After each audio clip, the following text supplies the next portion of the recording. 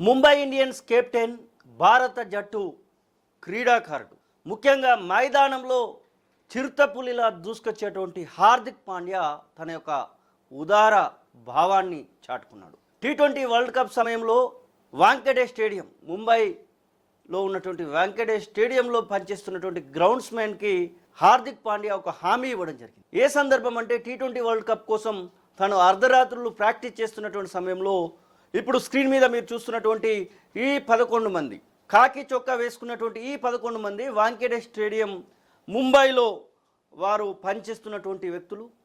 వారిని ఉద్దేశించి నేను మీ అందరికీ కూడా ఏదో ఒక రోజు ఒక సహాయం చేస్తానంటూ ముంబై ఇండియన్స్ కెప్టెన్ హార్దిక్ పాండ్యా ప్రకటించినటువంటి పరిస్థితి. ఇక ప్రకటించినట్టుగానే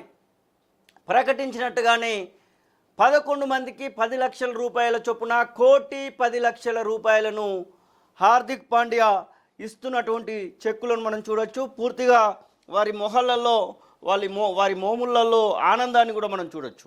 ఆ చెక్కులను తీసుకుంటూ వారందరూ కూడా ఆనందం వ్యక్తం చేస్తున్నటువంటి ఆ యొక్క సందర్భాన్ని కూడా మనం చూడొచ్చు. పూర్తిగా హార్దిక్ పాండ్యా ఇచ్చినటువంటి యొక్క విరాళం అనేది చిన్న విషయమే, తన దృష్టిలో చిన్న విషయమే, కానీ తీసుకున్నటువంటి వారి విషయంలో మాత్రం అది పెద్ద విషయం.